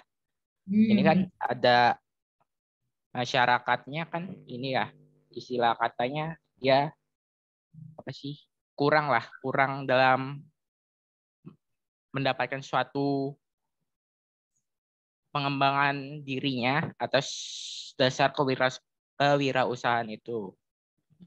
Kan kurang apabila akses informasi gitu. Iya Bu. Nah, terus Terkait itu juga. Dan kalau dia ingin berkembang kan juga dia harus pergi atau kemana lah yang tempatnya itu lebih tinggi lah istilahnya ya kan Bu. Kan dalam hal ini kan juga membutuhkan cukup banyak biaya untuk mengembangkan dirinya. Itu bagaimana ya Bu terkait dengan hal ini juga? Gunakan sarana yang ada. Sekarang itu memperoleh ilmu nggak mesti harus pergi ke negeri Cina. Ya kan? Saya rasa enggak sekampung-kampungnya di kampung sekarang semua orang punya gadget. Ya kan? Belajar itu nggak perlu harus pergi kemana-mana kan. Bisa juga dari gadget untuk bagaimana mengakses, ya, mengeksplor kegiatan usaha yang sudah dilakukan oleh orang lain.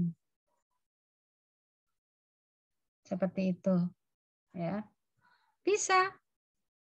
Ya, jadi nggak usah yang, aduh gue harus ke Jakarta nih belajar nih, ke Jakarta butuh uang baru mau cari ilmu yang untuk apa menambah wawasan aja gue udah mesti harus keluarin duit gimana. Nah pemikiran-pemikiran yang begini nih yang bakal ganggu, ya, yang bakal mengganggu langkah kita. Terus gimana Bu caranya? Ya gunakan sarana yang ada. Gunakan sarana yang ada. Kalau nggak di pelosok-pelosok banget, semua orang tuh sekarang udah punya gadget, dan kita tuh belajar bisa semua dari Mbah Google. Ya, belajar aja dulu dari situ. Nggak usah yang pergi ke dunia mana gitu. Kan pendidikannya nggak perlu pendidikan formal. Orang mau bisnis kan pendidikannya nggak perlu pendidikan formal, nggak perlu harus lulusan ekonomi, nggak perlu harus kursus A, kursus B misalnya.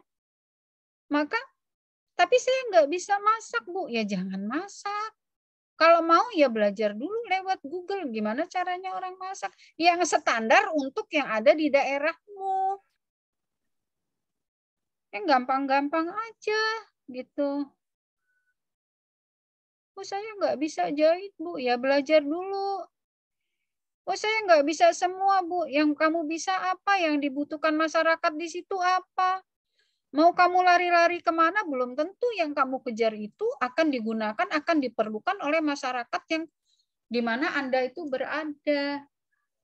Itu yang nanti akan terkait dengan kita harus pandai membaca peluang usaha. Peluang usaha yang ada di situ apa? Itu. Yang ada di desamu itu, yang ada di daerahmu itu peluang usahanya apa? Kalau adanya cuma ada Pak Tani, Bu Tani, usahanya apa? Yang terkait dengan pertanian. Gitu. Kalau kamu buka kafe di sana, lu udah belajar capek-capek gimana cara orang bikin kopi yang enak tuh untuk kafe.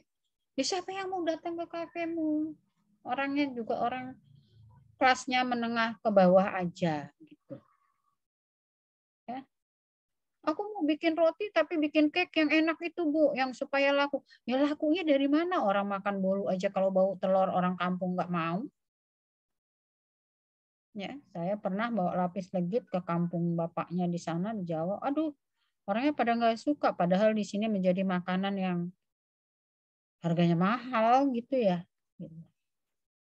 Maka artinya kalau saya buka usaha di sana, walaupun itu kue enak, nggak bakalan laku gitu. Nah, oleh karena itu, kalau tadi yang dipersoalkan ialah bagaimana kita mengakses ilmunya agar kita bisa menjadi pengusaha, jawaban Ibu sih sederhana, gunakan saja dulu sarana yang ada. Itu satu. Yang kedua, baca peluang usaha yang ada di sekitar situ apa. Siapa tahu nggak usah kamu pergi jauh-jauh bisa dilakukan peluang usaha di situ. Butuhnya cuman misalnya warung tapi cuman warung kopi biasa misalnya. Siapa sih yang nggak bisa bikin kopi biasa aja, kasih gula, kasih kopi, udak airnya mendidih. Siapa sih yang cuman nggak bisa bikin pisang goreng doang gitu. Sesuai dengan daerahnya. Sudah meningkat lagi, siapa sih yang misalnya pengen bikin bakso, udah cari aja di Google, gampang bikin bakso itu. Soalnya di kampung itu belum ada bakso. Bisa juga Anda bikinin bakso di situ. Jangan mahal-mahal tapi gimana supaya nggak mahal Bu? Ya jangan kayak bakso Sony lah. Adonannya jangan satu-satu. Sesuaikan saja dengan selera kampung di situ dengan sehingga bisa dijual murah. Yang penting Anda bisa menangkap peluang usahanya apa dulu nih. Kalau peluang usahanya udah ketangkep, baru gimana nih gua mau usaha ini. Gitu loh. Oke, bisa dipahami? Ya Bu, bisa Bu. Dan aku Ya, ada. jangan takut, yang penting satu kuncinya Ya. berani dan jangan takut. Harus diusahakan, harus dipelajari. Bagaimanapun kondisinya jangan menyerah. Itu jiwa usaha itu di situ. Kalau udah, aduh gue mau keluar rumah, mau ke sono kan butuh duit. Kan nggak bisa, kan ini, kan itu. Oh ya udah lu tidur aja di rumah gitu. Nah, itu tidak kreatif namanya. Bagaimana Anda harus memutar otak bisa Anda lakukan tanpa A, B, C, D yang Anda bayangkan tadi. Gitu. Ya, enak aja Bu kalau ngomong teori, coba dulu. Ya, kalau belum dicoba emang nggak bisa. Ya emang teori. Nah bisanya itu nanti, taunya tuh nanti, apakah kamu bisa atau enggak? Ya dicoba gitu. Ya, penuh tantangan ya dilewatin, jangan nyerah. Oh baru aja ada tantangan dikit nyerah. Ya wis nggak cocok itu yang tadi ciri-ciri orang Indonesia lagi balik lagi tadi pemalas, nggak mau mikir dikit, males capek mikirnya. Apalagi orang itu, kamu kan orang Chinese kamu. Nah, itu belajar aja sama leluhurmu itu bagaimana itu menjadi pebisnis yang unggul itu. Itu orang Chinese itu saya justru banyak belajar tuh dari pantang menyerah. Sebelum sukses itu nggak menyerah. Apapun yang terjadi. Belum bisa makan nasi, makan bubur. Berasnya dibikin bubur dulu. Karena nasinya nggak cukup buat makan orang serumah misalnya. Paribasanya seperti itu ya. Paribasa orang Jawa itu paribasa itu seumpamanya terjadi seperti itu. Itu saking jiwanya itu berani gitu ya. Berani ambil resiko. Kalau mau bisnis ya harus seperti itu. Oke, itu teori-teori yang bisa saya sampaikan pada awal perkuliahan kita hari ini. Semoga saja mulai membuka relung-relung hati Anda semua untuk sambil tidur-tiduran, mikir ya juga ya, siapa tahu ada peluang bagus bisa membantu orang tua. Ngapain gue pusing-pusing, orang tua gue banyak duit. Ya sudah, kalau Anda berpikirnya seperti itu, makan aja itu duit orang tua. Gitu. Ya. Ini kan ngajarin bagi kita-kita yang ingin berpikir mandiri. Ya. Ingin berpikir mandiri. Saya rasa dari 50 orang itu pasti ada yang berpikir untuk mandiri. Walaupun ada juga sebagian yang ngapain gue pening-pening, bapak ibu gue hartanya banyak, anak juga cuman gue sendirian. Ya udah, kalau kayak gitu mah jalanin. Mudah-mudahan hartanya nggak habis. Ya. Oke, itu dulu ya pertemuan kita hari ini ya. Kita ketemu lagi insya Allah di minggu depan. Bu, Ya. boleh minta saran nggak Bu? Ya, apa itu? Jadi kan Wahyu ini bisa dibilang ya apa ya Bu, bisa senang berbisnis gitu. Nah, sedangkan kadang orang tua itu kan siapa yang tanya? Halo, siapa Wahyu yang Bu. tanya? Wahyu siapa? Wahyu Yuliansa Bu. Wahyu Yuliansa. Wahyu Yuliansa ya apa ngomong apa ya Bang? Oke, jadi kan Wahyu ini orangnya senang berbisnis ya Bu. Cuma dari keadaan orang tua itu mungkin bisa dibilang menengah ke bawah gitu. Jadi Wahyu agak sedikit kurang setuju gitu dengan statement yang disampaikan oleh Ibu tadi tentang modal gitu. Jadi menurut Wahyu modal itu penting gitu Bu, karena ketika Wahyu punya modal, kemudian Wahyu buka bisnis, kemudian gagal itu jadi suatu penyesalan yang berat gitu. Terus ke orang tua juga kayak sulit gitu untuk percaya lagi kalau kita itu mau berbisnis gitu Bu. Jadi menurut Ibu saran yang baik untuk Wahyu itu bagaimana Bu? Gini Wahyu, tadi kan kalau kita mau mulai berbisnis kita harus berani. Berani itu artinya berani untuk sukses, berani untuk gagal.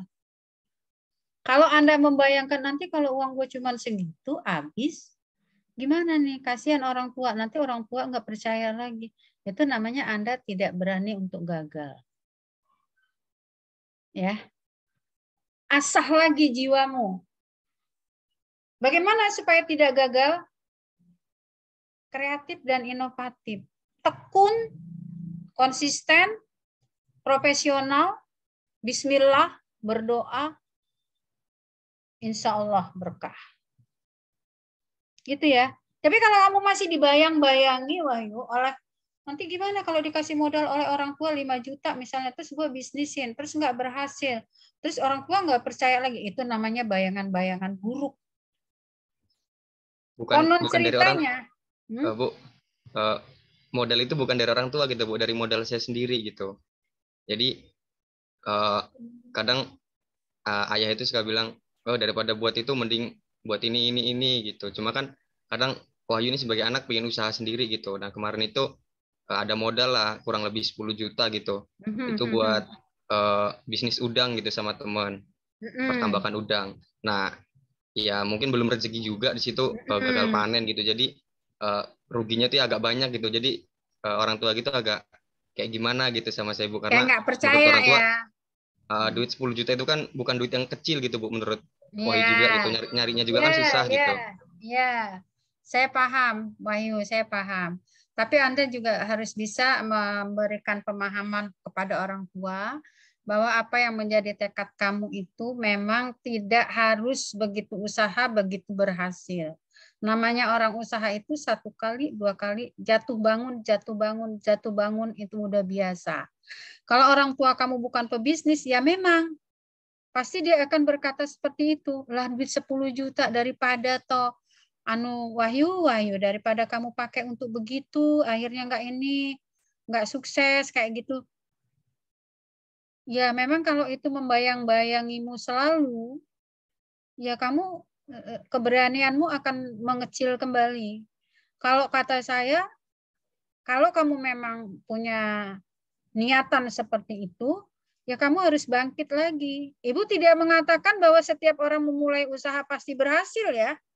Tadi kan sudah dikatakan bahwa berani untuk berhasil, tapi berani juga untuk gagal. Yang dikatakan berani untuk gagal, kalau sedang gagal, bangun lagi, bangkit lagi, jangan patah arang. Kalau patah arang dengan segala kondisinya, oh ya juga ya benar orang tua saya ya. Kalau seperti itu mendingan tadinya, kalau sudah mendingan, ini menyesali hal yang sudah terjadi. Nah itu satu. Yang kedua, sebelum memulai berbisnis, maka itu nanti materinya ada, Wahyu. Kita harus pandai membaca peluang usaha. Di usaha bisnis seperti itu mungkin nggak bisa menghasilkan. Gitu. Itu memang ada perhitungan usahanya ada, Wahyu. Nanti kita akan sampai ke sana ya. Bagaimana kita membuat plan usaha. Sehingga usaha kita itu tidak asal-asalan.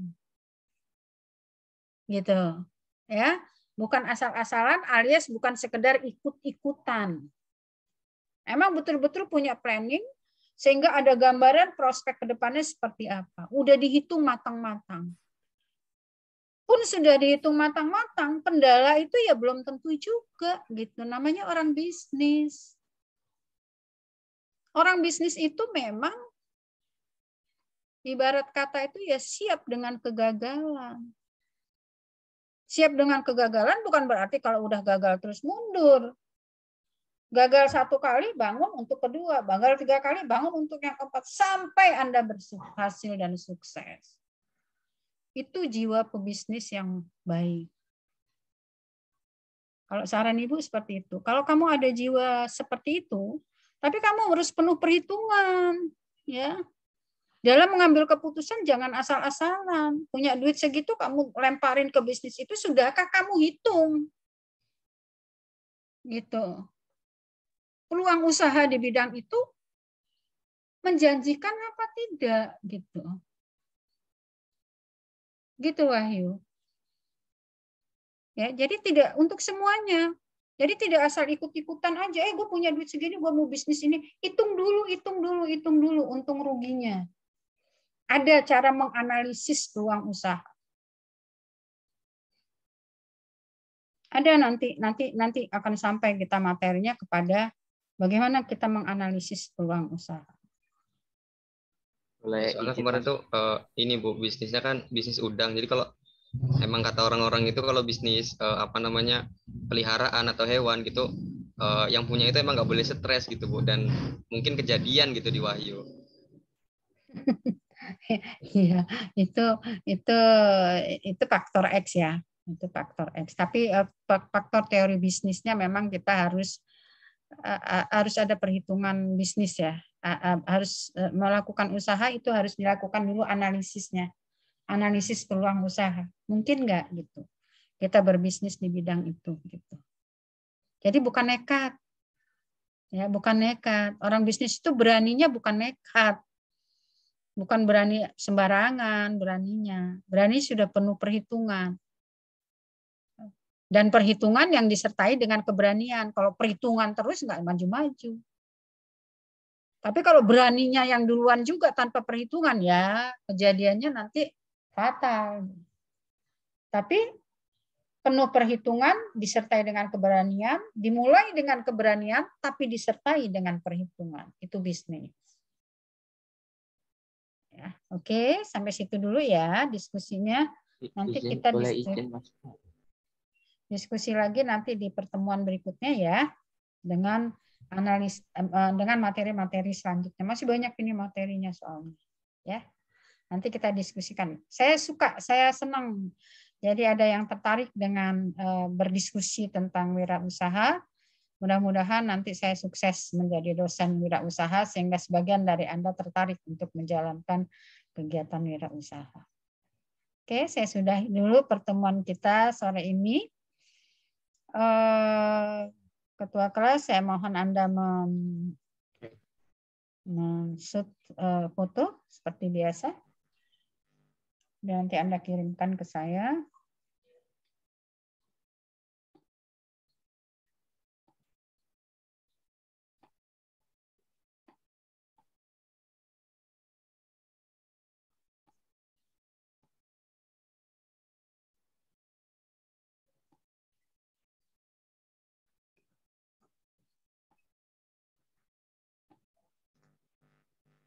Untuk screenshot-nya sudah, Bu. Dan udah. Ya, oke, kalau sudah, selamat sore. Mohon maaf, Bu, izin masuk lagi. Izin masuk, Bu. Ya. Ya, terkait dengan hal yang tadi ya, pertanyaan Wahyu itu, Bu, untuk menambahkan saja, Bu. Ya. Terkait dengan hal usaha udang itu, Wahyu itu harus ini dulu, melihat kondisi lingkungannya terkait dengan air. Apakah bisa hidup, air itu kualitasnya baik atau tidak, dan di tempat lingkungan si Wahyu ini, apakah suhu untuk udang itu bisa hidup bertahan lama. Dan kalau Wahyu ini udah ketemu ilmunya untuk mengembangkan suatu usahanya, itu pasti akan jadi. Dan juga aku sih waktu itu pernah sempat berkewirausahaan dalam sementara lah, begitu Bu dan Wahyu. Oke, itu sharing pengalaman dan itulah yang dimaksud dengan analisis usaha. Ya, jadi dari segala aspek itu harus kita analisis baru kita mulai. Oke, selamat sore. Wassalamualaikum warahmatullahi wabarakatuh. Waalaikumsalam. Terima kasih, Bu. Kesehatan, Ibu. Sama-sama. Salam sehat. Ya, selamat sore.